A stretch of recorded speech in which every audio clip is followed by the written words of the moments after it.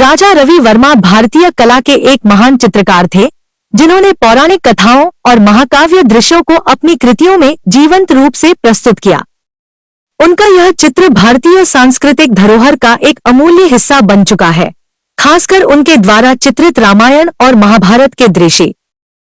इस चित्र में रामायण के एक महत्वपूर्ण क्षण को दर्शाया गया है।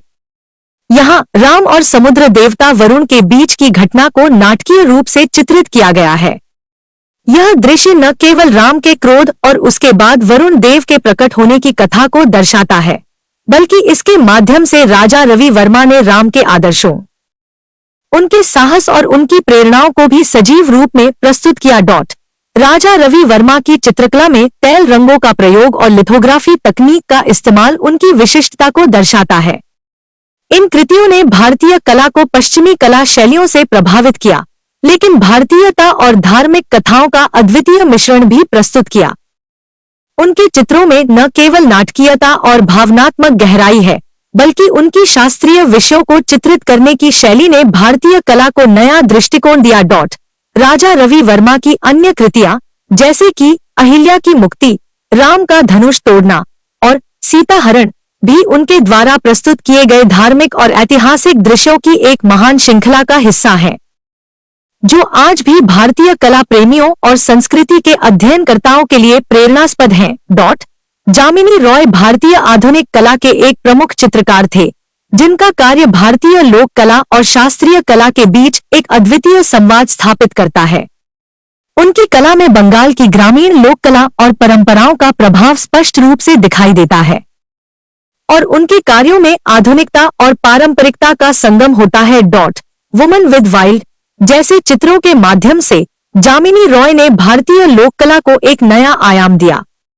यह चित्र 1940 में गौश गुएश तकनीक में बनाया गया था, जिसमें उन्होंने अपनी पहचान को स्पष्ट किया। इस चित्र में भी, जैसे उनके अन्य चित्रों में होता है, उन्होंने सरल रेखाओं और गतिशील रंगों का प्रयोग किया, जो उनकी चित्रकला में अनूठी लय और भावना पैदा करता है। जामिनी रॉय के चित्रों में रंगों का चुनाव और उनका प्रयोग बहुत ही सजीव और प्रामाणिक था। उन्होंने भारतीय लोक कला के तत्वों को अपने चित्रों में बखूबी उतारा, जैसे कि गेरू रंग का इस्तेमाल, जो उनके गांव बांकुरा की मृण्य मूर्तियों में दिखाई देता था। उनके चित्रों का आकार, रूप और शैली पूरी तरह से एक नया दृष्टिकोण प्रस्तुत करती है, जो भारतीय लोक कलाओं को आधुनिक संदर्भ में प्रस्तुत करती है।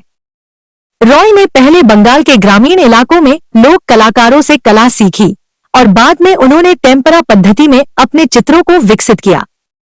उनका चित्रकला के प्रति दृष्टिकोण ग्रामीण कला और साधारण रंगों के माध्यम से सीधे सीधे भावनाओं और आदर्शों की अभिव्यक्ति करना था।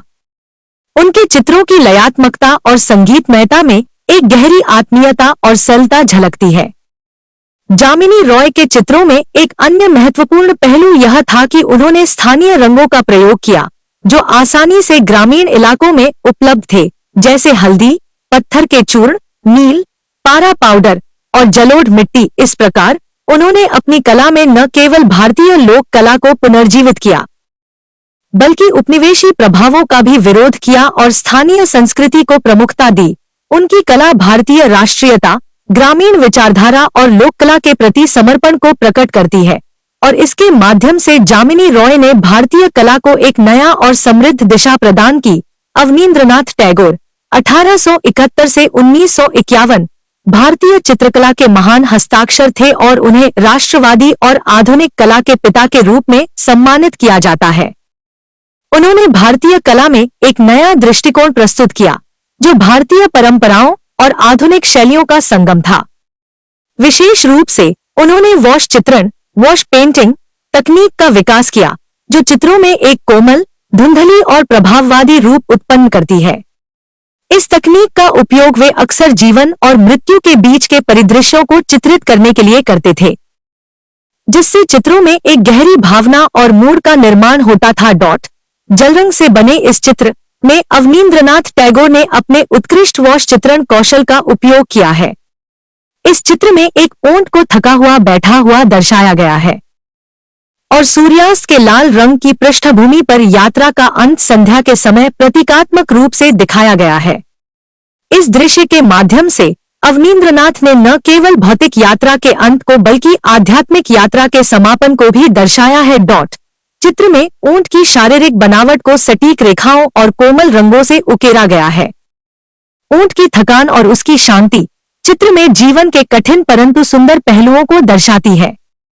वॉश चित्रण की तकनीक के कारण चित्र में एक धुंधलापन और वायुमंडलीय प्रभाव उत्पन्न हुआ है, जो यात्रा के अंत और संन्यास के भावनात्मक प्रतीक के रूप में कार्य करता है। अवनींद्रनाथ टैगोर ने चित्रकला को केवल एक दृश्य कला नहीं बल्कि एक साहित्यिक और सांस्कृतिक अनुभव भी बना दिया। वे न केवल भारतीय चित्रकला के रूपों को पुनर्जीवित करते थे, बल्कि उन्होंने कला में एक गहरी भावनात्मक और प्रतीकात्मक भाषा का भी निर्माण किया। उनके चित्रों में प्रकृति, साहित्य और संगीत का अद्वितीय संयोजन होता है। उनके अन्य प्रमुख चित्रों जैसे the forest, coming of night, mountain traveller, queen of the forest और अरेबियन नाइट्स पर आधारित उनकी 45 चित्रों की श्रृंखला भारतीय कला के एक नए युग की शुरुआत थी, जो आधुनिकता और पारंपरिकता के बीच एक सशक्त पुल बनाती है। अवनींद्रनाथ टैगोर ने भारतीय चित्रकला में एक आध्यात्मिक और सांस्कृतिक पुनर्जागरण की दिशा को जन्म दिया, जो आज भी उनकी कला को प्रासंगिक और प्रेरणादायक बनाता है।